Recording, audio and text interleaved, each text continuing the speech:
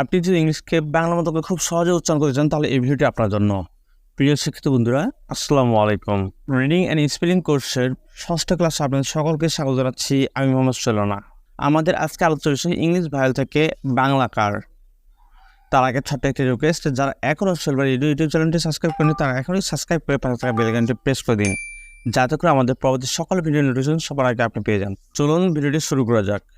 Consonant এরপরে যদি ভায়োল আসে, সেই ভায়োলগুলো থেকে যেই শ্রবণের সংক্ষিপ্ত রূপগুলো আছে সেগুলোর ব্যবহার দেখে আসি। আমরা এ থেকে ধরব আকার, এ থেকে ধরব আকার, ই থেকে এইকার, ই থেকে এইকার, আই থেকে রসইকার, আই থেকে রসইকার, ও থেকে ঔকার, ও থেকে ঔকার, ইউ থেকে উসুকার, ইউ থেকে উসুকার,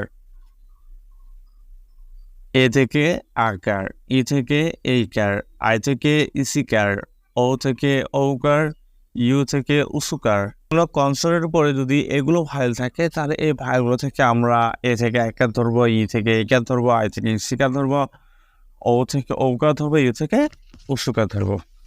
আবারও অনুরোধ জানাচ্ছি, যারা এখনো সেলভার ইউটিউব চ্যানেলটি সাবস্ক্রাইব করেনি তারা এখনই সাবস্ক্রাইব করে পাশে থাকা বেল আইকনটি প্রেস করে দিন, যাতে করে আমাদের পরবর্তী সকল ভিডিও নোটিফিকেশন সবার আগে আপনি পেয়ে যান।